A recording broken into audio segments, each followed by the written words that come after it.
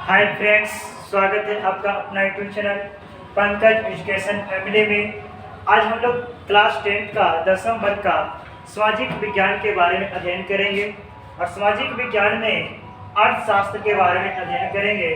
तो सबसे पहले ध्यान दीजिएगा, जो अर्थशास्त्र है, ये जो अर्थशास्त्र यानी कि इकोनॉमिक्स, अर्थशास्त्र को इंग्लिश में इकोनॉमिक्स बोला जाता है। यानी कि इकोनॉमिक्स जो है वो ग्रीक भाषा इकोनॉमिक्स ग्रीक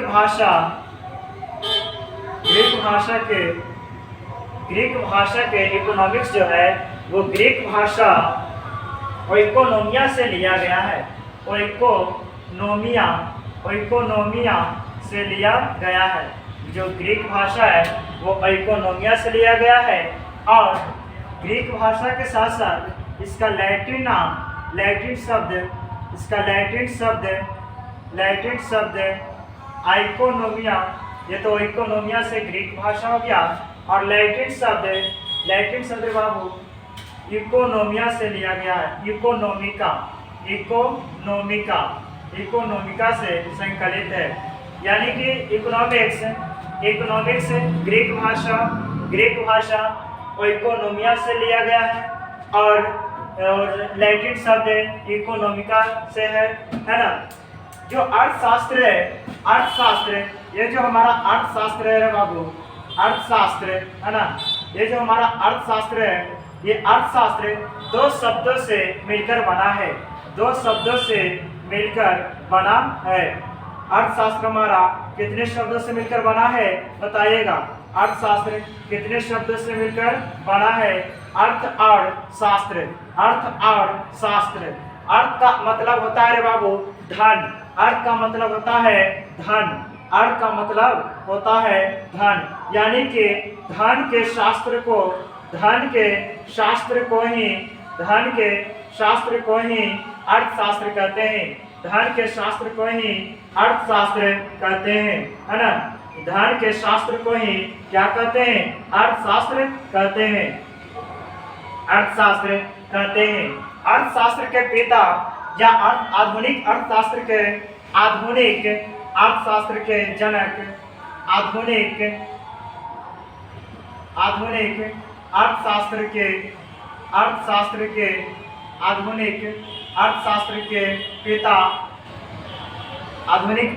के पिता एडम स्मिथ को कहा जाता है। एडम स्मिथ को कहा जाता है।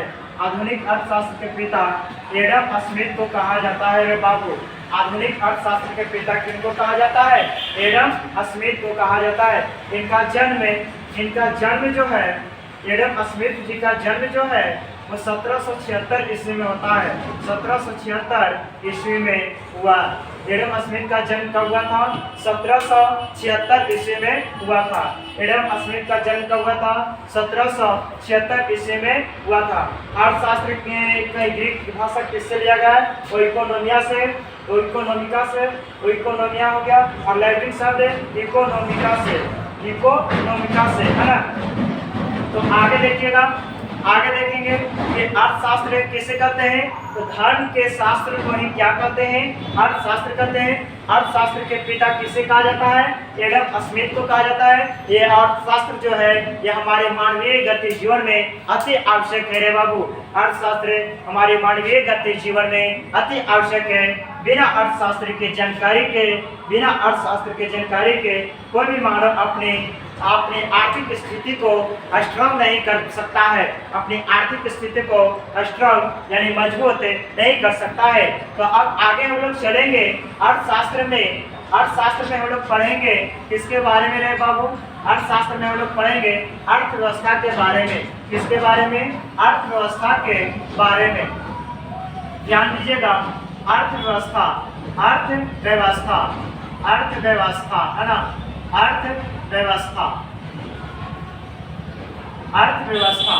अर्थव्यवस्था है ना। ये हमारा पहला टॉपिक है, अर्थव्यवस्था एवं इसके विकास का इतिहास। पार्ट 1 लिख लीजिएगा। पार्ट 1 है हमारा, पार्ट 1 है, लेसन 1 है अर्थव्यवस्था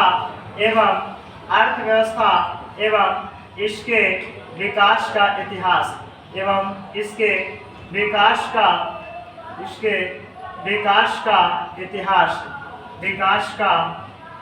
इतिहास इसके विकास का इतिहास है ना। ये हमारा लेसन 1 है रे बाबू, ये हमारा लेसन 1 है, ये इकोनॉमिक्स का लेसन 1 है, पार्ट 1 है ना। तो इसमें हमको क्या पढ़ना है, अर्थव्यवस्था के बारे में पढ़ना है, और जो अर्थव्यवस्था है इसके विकास यानी इसके विकास के इतिहास के बारे में पढ़ना है ना। तो आप लोग हेडिंग डालिए अर्थव्यवस्था एवं इसके विकास का इतिहास, आप लोग हेडिंग डालिए साथ साथ में।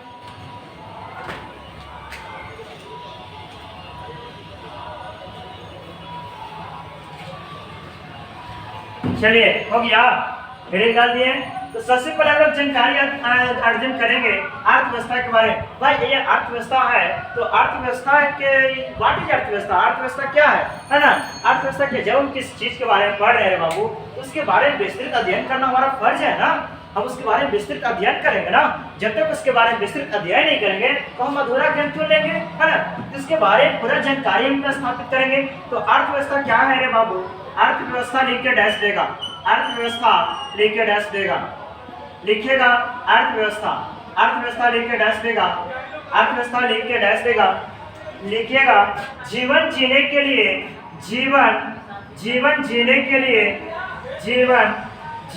लिए, जीने के लिए अपनाई गई व्यवस्था, अपनाई गई जीवन जीने के लिए अपनाई गई व्यवस्था, अपनाई गई व्यवस्था, अपनाई गई व्यवस्था क्या कहलाता है बताइएगा।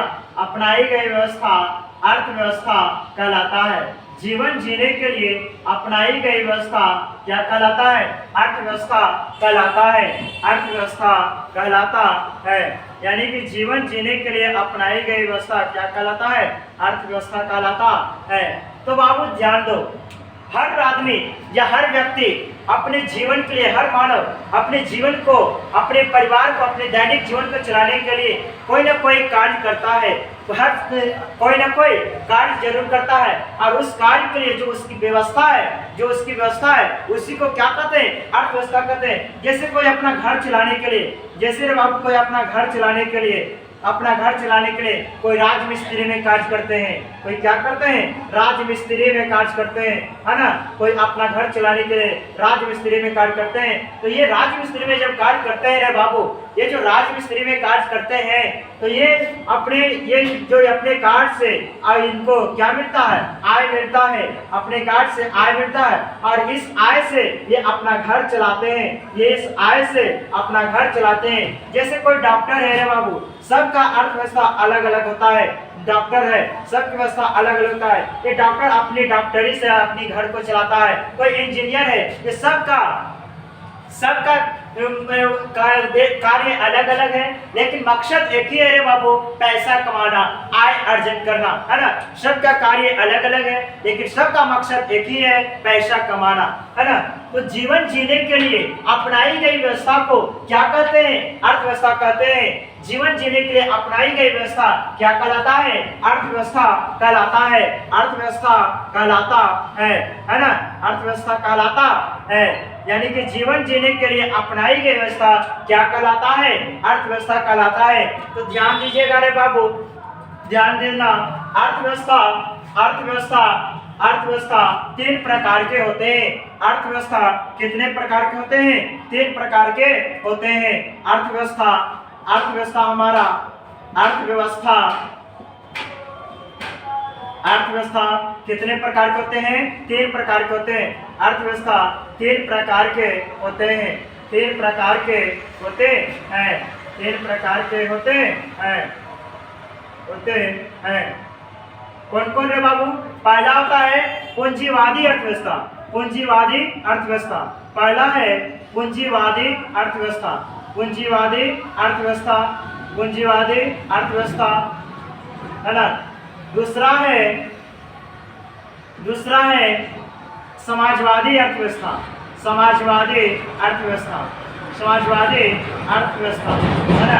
और तीसरा है मिश्रितवादी अर्थव्यवस्था, मिश्रितवादी अर्थव्यवस्था, मिश्रितवादी अर्थव्यवस्था। बताइएगा आप लोग, अर्थव्यवस्था किसे कहते हैं? तो जीवन जीने के लिए अपनाई गई व्यवस्था को क्या कहते हैं? अर्थव्यवस्था कहते हैं। जीवन जीने के लिए अपनाई गई व्यवस्था को क्या कहते हैं? अर्थव्यवस्था कहते हैं। अर्थव्यवस्था कितने प्रकार के होते हैं? तो अर्थव्यवस्था 3 प्रकार के होते हैं। पहला पूंजीवादी अर्थव्यवस्था, दूसरा समाजवादी अर्थव्यवस्था और तीसरा रे बाबू मिश्रितवादी अर्थव्यवस्था। तो पूंजीवादी अर्थव्यवस्था किसे कहते हैं? वैसी अर्थव्यवस्था जहां साधन के उत्पादन का अधिकार किसी निजी व्यक्ति के पास में हो। वैसी अर्थव्यवस्था जहां किसी साधन के उत्पादन का अधिकार किसी निजी व्यक्ति के पास हो तो उसे पूंजीवादी अर्थव्यवस्था कहेंगे। तो उसे पूंजीवादी अर्थव्यवस्था कहेंगे। समाजवादी अर्थव्यवस्था किसे कहेंगे? तो वैसी अर्थव्यवस्था जहां उत्पादन के साधन का अधिकार, जहाँ साधन के उत्पादन का अधिकार सरकार के पास हो तो उसे समाजवादी अर्थव्यवस्था कहते हैं रे बाबू। तो उसे समाजवादी अर्थव्यवस्था कहते हैं। और मिश्रितवादी अर्थव्यवस्था वैसी अर्थव्यवस्था जहाँ साधन के उत्पादन का अधिकार सरकार तथा निजी व्यक्ति दोनों के पास हो। सरकार तथा निजी व्यक्ति दोनों के पास हो तो उसे क्या कहेंगे? मिश्रितवादी अर्थव्यवस्था कहेंगे। तो हम लोग बारी बारी से सबका डेफिनेशन पढ़ेंगे, है ना, विस्तृत रूप से। तो आप लोग डैश देख के लिखिएगा पूंजीवादी अर्थव्यवस्था क्या है। पूंजीवादी अर्थव्यवस्था से आप क्या समझते हैं, है ना? पूंजीवादी अर्थव्यवस्था से आप क्या समझते हैं? पूंजीवादी अर्थव्यवस्था से आप क्या समझते हैं?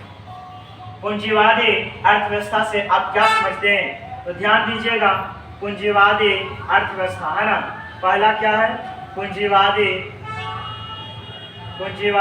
अर्थव्यवस्था, अर्थव्यवस्था, पूंजीवादी अर्थव्यवस्था, है ना। पूंजीवादी अर्थव्यवस्था लिख के डैश दीजिएगा। पूंजीवादी अर्थव्यवस्था लिख के डैश दीजिएगा। ये पहला है रे बाबू, एमा है, पहला है। तो लिखिएगा वैसी अर्थव्यवस्था, वैसी अर्थव्यवस्था, अर्थव्यवस्था,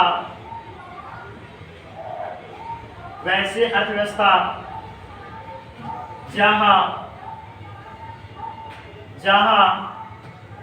साधन के उत्पादन का अधिकार, जहां साधन के उत्पादन का अधिकार, जहां साधन के उत्पादन का अधिकार, वैसी अर्थव्यवस्था जहां साधन के उत्पादन का अधिकार, उत्पादन का अधिकार, अधिकार, अधिकार किसी निजी व्यक्ति के पास हो, किसी निजी व्यक्ति के पास हो, किसी निजी व्यक्ति के पास हो, किसी निजी व्यक्ति के पास हो तो उसे पूंजीवादी अर्थव्यवस्था कहते हैं। पूंजीवादी अर्थव्यवस्था कहते हैं। तो उसे पूंजीवादी अर्थव्यवस्था कहते हैं, है ना। यानी कि वैसी अर्थव्यवस्था वैसी अर्थव्यवस्था जहां साधन के उत्पादन का अधिकार किसके पास हो रे बाबू? साधन के उत्पादन का अधिकार किसके पास हो? किसी निजी व्यक्ति के पास हो, किसी निजी व्यक्ति के पास हो तो उसे पूंजीवादी अर्थव्यवस्था कहते हैं। जैसे मान लो रे बाबू, जैसे मान लो मेरा किसी चप्पल का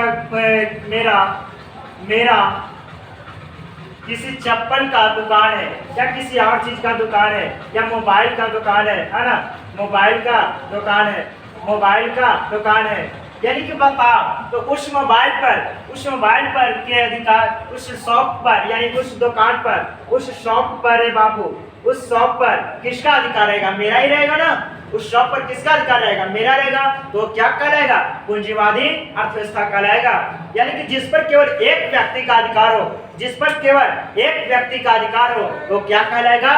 पूंजीवादी अर्थव्यवस्था कहलाएगा। अगर वैसे समझ ना आए अरे बाबू, तो जैसे आपका चप्पल या जूता हो तो उस चप्पल या जूता पर केवल आप ही का अधिकार रहेगा। आपको मन रहेगा तो कोई दूसरा को दीजिएगा, अगर नहीं मन रहेगा तो आप नहीं दे सकते, उस पर केवल आपका ही अधिकार है ना। उसी प्रकार से वो क्या कहलाएगा? पूंजीवादी अर्थव्यवस्था कहलाता है। जैसे बताओ रे बाबू, जैसे में हो जाएगा, जैसे में हो जाएगा अमेरिका, जैसे लिख लेना, जैसे में अमेरिका, जैसे अमेरिका। तो पूछ देगा बाबू कि अमेरिका में कौन सी अर्थव्यवस्था पाई जाती है? अमेरिका में कौन सी अर्थव्यवस्था पाई जाती है? तो आपको आसानी से मुस्कुराते हुए बताना है कि सर हमको बताए थे कि अमेरिका में पूंजीवादी अर्थव्यवस्था पाई जाती है। अमेरिका में कौन सी अर्थव्यवस्था पाई जाती है? पूंजीवादी अर्थव्यवस्था पाई जाती है, पूंजीवादी अर्थव्यवस्था पाई जाती है। अमेरिका का एक रूल है रे बाबू कि अगर आपके घर के सामने कोई रोड टूटा हुआ है, मान लीजिए ये आपका घर है और ये क्या है? कोई रोड है, तो इस घर के आपके घर के सामने कोई रोड टूटा हुआ है रे बाबू, तो इस रोड का मरम्मत आपको ही करना होगा। इस रोड का मरम्मत आपको ही करना होगा। इसमें सरकार ने आपको वहां से करने नहीं आएगा, वाशिंगटन से करने नहीं आएगा कि हाँ चलो वहां पे रोड टूट गया है तो उसका मरम्मत कर देंगे। नहीं, ये अमेरिका में का नाम है कि अगर आपके घर के सामने कोई सड़क क्षतिग्रस्त है तो उसका मरम्मत आप करिए, है ना। लेकिन भारत में इसका क्या होता है? अपोजिट होता है। भारत में इसका क्या होता है? अपोजिट होता है कि अरे सरकार के भरोसे बैठे रहो, एक ईंटा भी हम अपनी तरफ से नहीं दे सकते हैं, एक घीटी भी नहीं दे सकते हम अपनी तरफ से। तो बताइए ऐसे देश विकास होगा? ऐसे देश विकास होगा भाइयों बहनों? आप ही बताइए जरा, ऐसे देश का विकास हो सकता है? नहीं हो सकता है ना। तो आगे हम लोग देखेंगे क्या? आगे हम लोग देखेंगे क्या देखेंगे? आगे हम लोग पढ़ेंगे समाजवादी अर्थव्यवस्था, है ना। आगे हम लोग पढ़ेंगे समाजवादी अर्थव्यवस्था, समाजवादी अर्थव्यवस्था, समाजवादी अर्थव्यवस्था, समाजवादी अर्थव्यवस्था, समाजवादी अर्थव्यवस्था। जैसे मैं एक लिख लिया अमेरिका एग्जाम्पल में देख समाजवादी अर्थव्यवस्था। तो वैसी अर्थव्यवस्था रे बाबू, कैसी अर्थव्यवस्था? वैसी अर्थव्यवस्था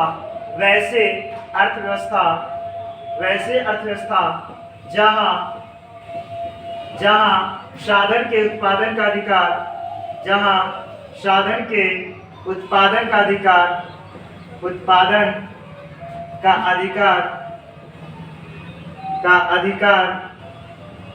केवल सरकार के पास हो अधिकार,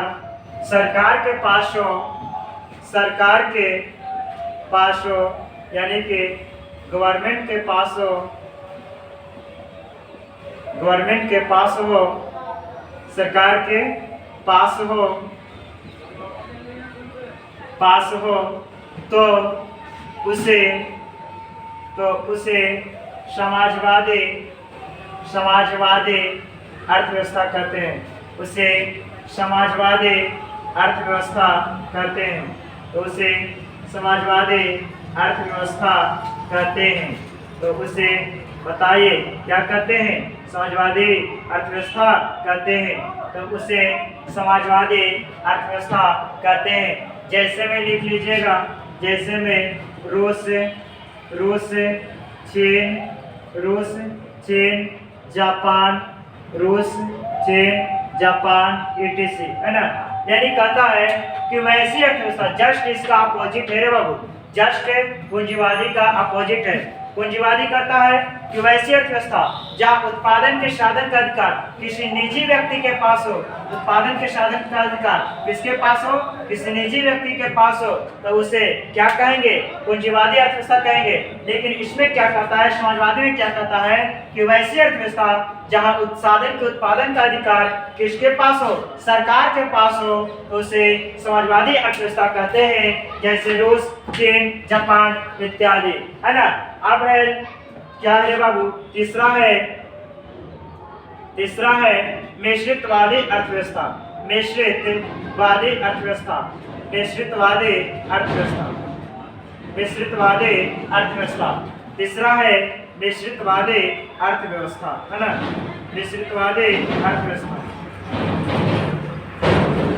तो देखिए कहता है वैसी अर्थव्यवस्था, वैसी अर्थव्यवस्था, वैसी अर्थव्यवस्था, अर्थव्यवस्था,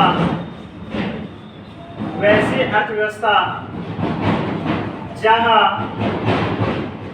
जहां साधन के, जहां साधन के उत्पादन का अधिकार, जहां साधन के उत्पादन का अधिकार, उत्पादन का अधिकार, जहां साधन के उत्पादन का अधिकार, किस अधिकार सरकार तथा, सरकार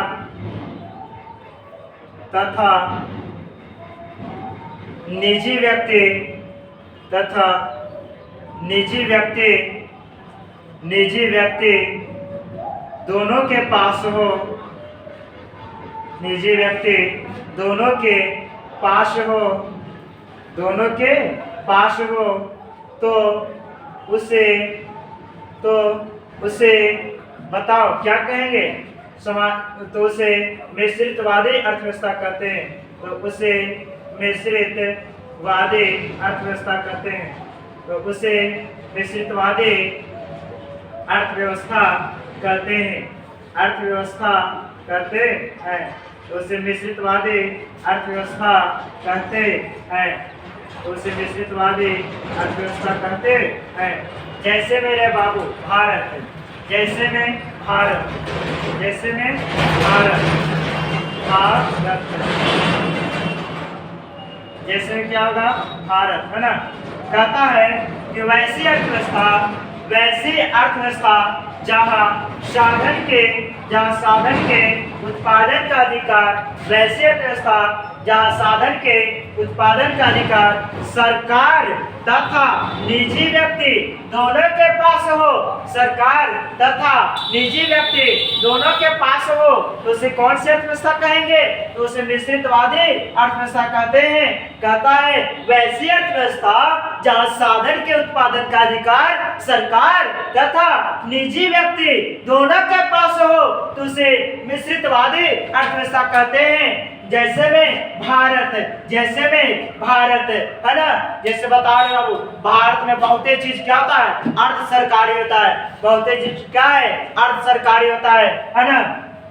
यहाँ पे जैसे अर्ध सरकारी कहने का मतलब है, अर्ध सरकारी कहने का मतलब है रे बाबू, अर्ध सरकारी यानी कि आधा सरकार का है, आधा निजी व्यक्ति के पास है, यानी कि किसी निजी व्यक्ति का आधा है और आधा सरकार के पास है, उसी को कहते हैं अर्ध सरकारी, है ना, अर्ध सरकारी कहते हैं, है ना। तो याद हो जाएगा। देखिए इसको रटना नहीं है रे बाबू, इसको रटना मना है, इसको अभी तुरंत याद करिए। कहता है अर्थव्यवस्था कितने प्रकार के, 3 प्रकार के। कौन कौन, पूंजीवादी अर्थव्यवस्था, दूसरा समाजवादी अर्थव्यवस्था, तीसरा मिश्रितवादी अर्थव्यवस्था। तो पूंजीवादी अर्थव्यवस्था किसे कहते हैं, तो वैसी अर्थव्यवस्था जहां साधन के उत्पादन का अधिकार किसी निजी व्यक्ति के पास हो, वैसी अर्थव्यवस्था जहां साधन के उत्पादन का अधिकार किसी निजी व्यक्ति के पास हो, तो उसे पूंजीवादी अर्थव्यवस्था कहते हैं। तो उसे कौन सी अर्थव्यवस्था कहते हैं, पूंजीवादी अर्थव्यवस्था कहते हैं। जैसे मेरे बाबू अमेरिका, जैसे अमेरिका, है ना।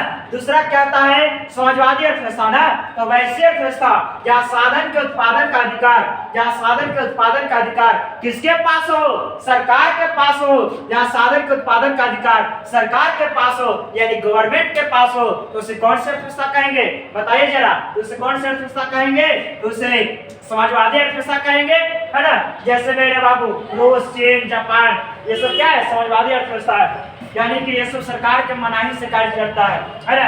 मिश्रितवादी अर्थव्यवस्था कहता है तो वैसी अर्थव्यवस्था जहां साधन के उत्पादन का अधिकार सरकार तथा निजी व्यक्ति दोनों के पास हो, तो उसे मिश्रितवादी अर्थव्यवस्था कहते हैं। और जैसे भारत, ये क्वेश्चन पूछा हुआ है दोस्तों कि बताओ मिश्रितवादी अर्थव्यवस्था पाई जाती है रूस में, चीन में, ब्रिटेन में कि भारत में, तो कौन हो जाएगा सही, भारत। भारत में कौन सी अर्थव्यवस्था पाई जाती है, मिश्रितवादी अर्थव्यवस्था पाई जाती है। भारत में कौन सी अर्थव्यवस्था पाई जाती है, मिश्रितवादी अर्थव्यवस्था पाई जाती है। तो इसका आप स्क्रीनशॉट ले लीजिए एक बार, है ना, ताकि लिखने में अध्ययन होगा।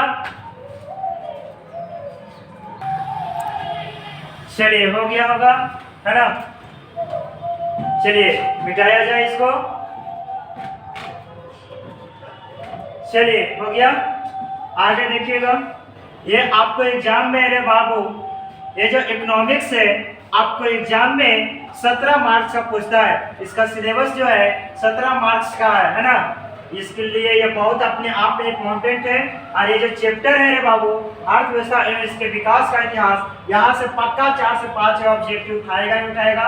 और पक्का है यहाँ से सब्जेक्टिव भी संभावना ही नहीं, अति संभावना बनता है, यानी गारंटी, संभावना छोड़ो ना, गारंटी है कि यहाँ से सब्जेक्ट उठाएगा। और आपको बताएंगे कि कौन सा सब्जेक्ट यहाँ से उठाने वाला है ना। तो देखिए स्टार देख के लिखिएगा, संरचना के आधार पर, संरचना के आधार पर, संरचना के आधार पर, के आधार पर, संरचना के आधार पर, अर्थव्यवस्था को के आधार पर, अर्थव्यवस्था को, अर्थव्यवस्था को 3 भागों में बांटा गया है। 3 भागों में बांटा गया है। 3 भागों में बांटा गया है, बांटा गया है। क्या कहता है कि संरचना के आधार पर, संरचना के आधार पर अर्थव्यवस्था को कितने भागों में बांटा गया है रे बाबू? 3 भागों में बांटा गया है। अर्थव्यवस्था को कितने भागों में बांटा गया है? 3 भागों में बांटा गया है। अर्थव्यवस्था को कितने भागों में बांटा गया है बताइएगा? कितने भागों में बांटा गया है? 3 भागों में बांटा गया है। पहला है, पहला इसमें क्या है रे बाबू? प्राथमिक क्षेत्र। पहला है प्राथमिक क्षेत्र। पहला क्या है? प्राथमिक क्षेत्र, है ना। प्राथमिक क्षेत्र, पहला है प्राथमिक क्षेत्र। प्राथमिक क्षेत्र, प्राथमिक क्षेत्र, पहला लिख के डैश लीजिएगा। प्राथमिक क्षेत्र लिख के डैश लीजिएगा। लिखिएगा, लिखिएगा प्राथमिक क्षेत्र को, प्राथमिक क्षेत्र को, प्राथमिक क्षेत्र को, प्राथमिक क्षेत्र को कृषि क्षेत्र भी कहा जाता है। प्राथमिक क्षेत्र को कृषि क्षेत्र भी कहा जाता है, कहा जाता है। प्राथमिक क्षेत्र को रे बाबू कृषि क्षेत्र भी कहा जाता है। इसके अंतर्गत, इसके अंतर्गत, इसके अंतर्गत, इसके अंतर्गत मत्स्य पालन, मत्स्य पालन, मत्स्य पालन, पशुपालन, पशुपालन, पशुपालन एवं कृषि संबंधित, एवं कृषि संबंधित, संबंधित, संबंधित कार्य शामिल होते हैं। कृषि संबंधित कार्य शामिल होते हैं, होते हैं।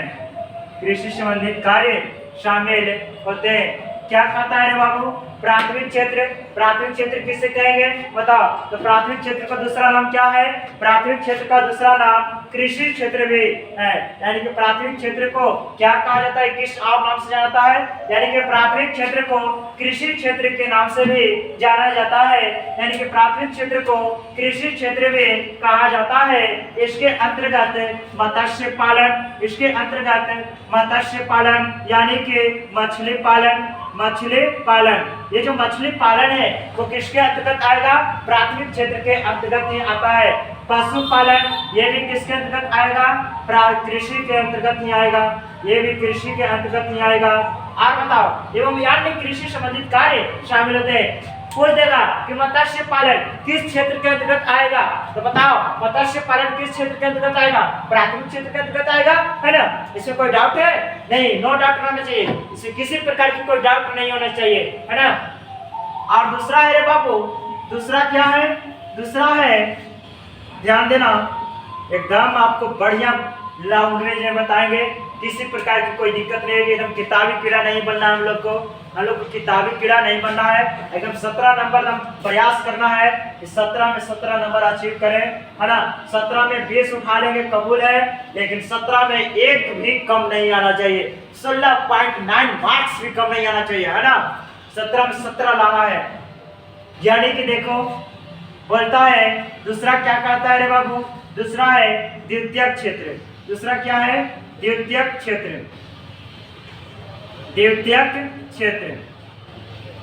तो बढ़िया से आप कंटिन्यू लगे रहिए।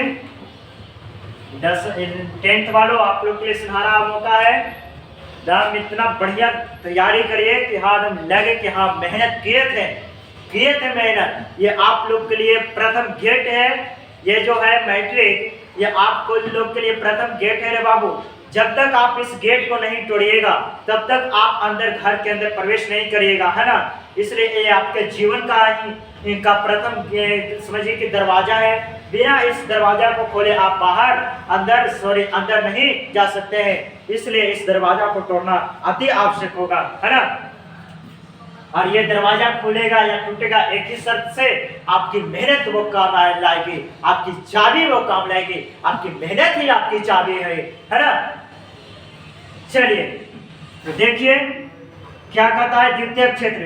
द्वितीयक क्षेत्र को रे बाबू, द्वितीयक क्षेत्र को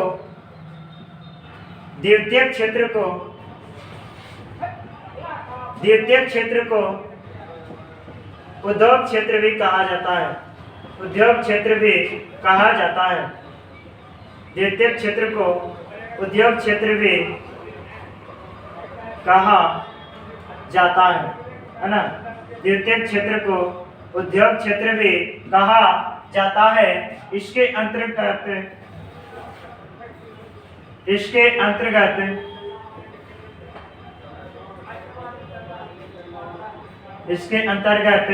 फैक्ट्री संबंधित कार्य शामिल होते हैं। उसके अंतर्गत फैक्ट्री संबंधित कार्य शामिल होते हैं। कार्य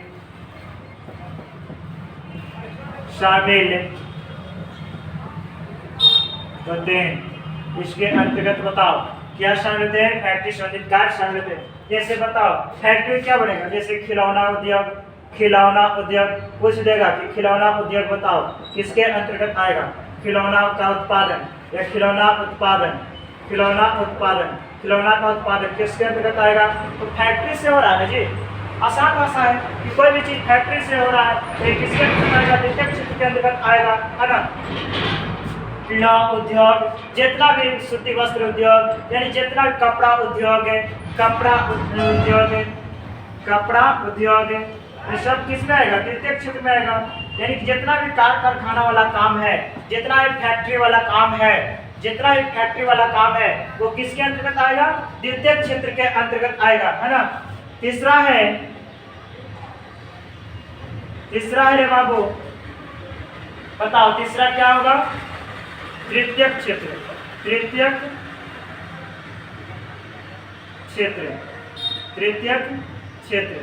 तो देखो तृतीयक क्षेत्र लेके डैश देगा, लिखेगा तृतीयक क्षेत्र को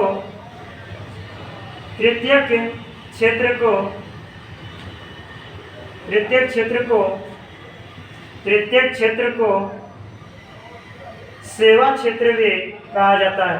तृतीयक क्षेत्र को सेवा क्षेत्र भी कहा जाता है। तृतीयक क्षेत्र को सेवा क्षेत्र भी कहा जाता है ना। इसके अंतर्गत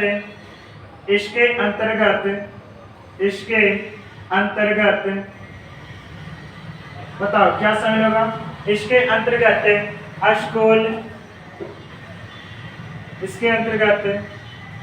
स्कूल, कॉलेज, विश्वविद्यालय,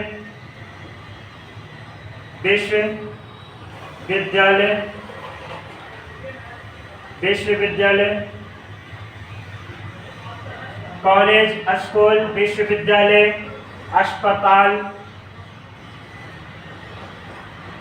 अस्पताल। अगर अस्पताल नहीं पता हो रे बाबू तो आप लोग बड़ा हिंदी जानते हैं। हिंदी में क्या जानते हैं कि आपको इंग्लिश पता है और हिंदी नहीं पता है। हॉस्पिटल, हॉस्पिटल इत्यादि etc। ये सभी किसके अंतर्गत आएंगे? ये सभी किसके अंतर्गत आएंगे रे बाबू? ये सभी किसके अंतर्गत आएंगे? बैंक भी आएगा रे बाबू। बैंक, बैंक, बैंक किसके अंतर्गत आएगा? सेवा क्षेत्र के अंतर्गत आएगा, है ना। सेवा क्षेत्र कहने का मतलब है तृतीय क्षेत्र को। बताओ, तृतीय क्षेत्र को किस क्षेत्र से जाना जाता है? सेवा क्षेत्र से भी जाना जाता है। यानी कि तृतीय क्षेत्र को सेवा क्षेत्र भी कहा जाता है। इसके अंतर्गत स्कूल, कॉलेज, विश्वविद्यालय, अस्पताल, हॉस्पिटल, बैंक इत्यादि शामिल होते हैं, है ना। जैसे बताओ, ये हमारे देश के लिए हमें लगता है कि इसको नाम रख के सेवा क्षेत्र के नाम, तृतीय क्षेत्र का नाम हटाकर इसको विकास क्षेत्र भी रखा जाए तो कोई दिक्कत नहीं है। क्या है? क्यों?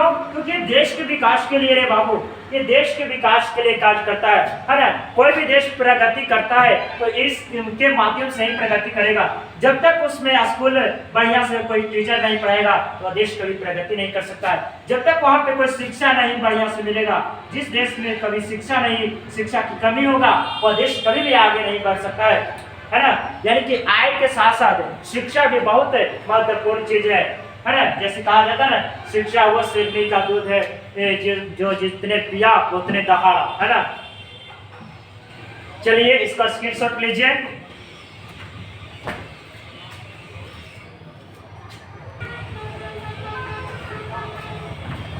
चलिए, हो गया।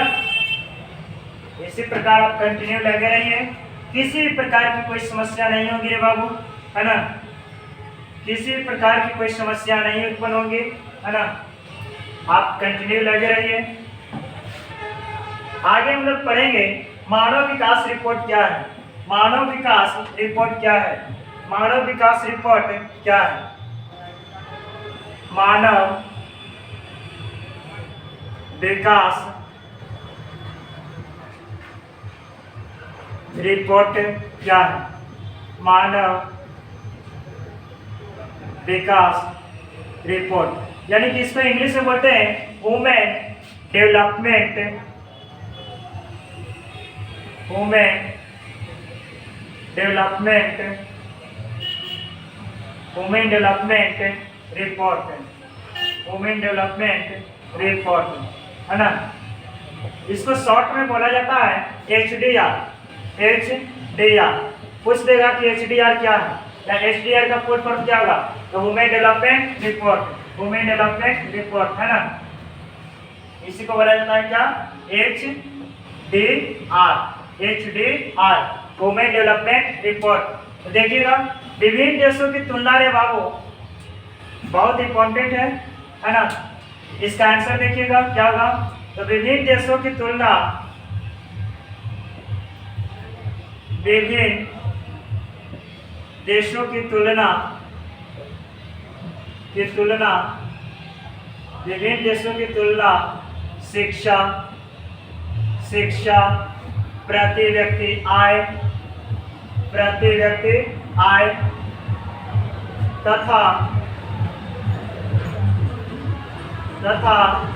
स्वास्थ्य के आधार पर,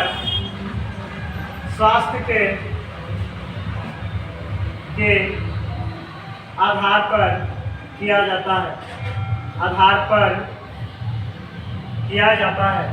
विभिन्न देशों की तुलना शिक्षा, प्रति व्यक्ति आय तथा स्वास्थ्य के आधार पर किया जाता है। मानव विकास रिपोर्ट मेरे बाबू, मानव विकास रिपोर्ट में नॉर्वे प्रथम स्थान रखता है।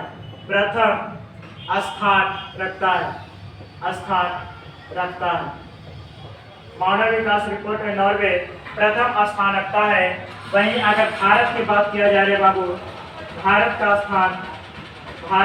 स्थान 126वां है, भारत का स्थान 126वां है। और बात करें हम लोग अपना पड़ोसी देश नंगा भिखमंगा पाकिस्तान की बात करें, नंगा भिखमंगा पाकिस्तान की बात करें रे बाबू, तो पाकिस्तान का स्थान 134वां है। और वही अगर हम श्रीलंका की बात करें, श्रीलंका की बात करें तो श्रीलंका का स्थान 93 है, 93 है। यानी कहता है कि मानव विकास रिपोर्ट क्या है, तो मानव विकास रिपोर्ट से यह पता चलता है कि विभिन्न देशों की तुलना शिक्षा, प्रति व्यक्ति आय तथा स्वास्थ्य के आधार पर किया जाता है। मानव विकास रिपोर्ट में प्रथम स्थान कौन रखता है? नॉर्वे रखता है। मानव विकास रिपोर्ट में प्रथम स्थान नॉर्वे रखता है। और वहीं भारत का स्थान अगर पूछा जाए तो भारत का स्थान 126वां होगा। और पाकिस्तान नंगा भिखमंगा पाकिस्तान का स्थान 134वां होगा। वहीं श्रीलंका का स्थान 93 होगा, है ना।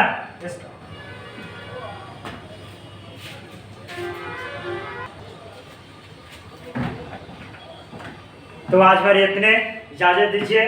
और बाकी की क्लास कल होगा, है ना। बाकी कल आपको समझा देंगे, आप इसको अध्ययन करिए, याद करके आइएगा। आप लोग कल आप याद करिएगा, है ना। कोई ज़्यादा विशेष नहीं है, आप लोग का ये श्रम है कि पूरा याद करना है, इसको पूरा याद करना है, पूरा याद करना है ना। ठीक है, बस जय हिंद।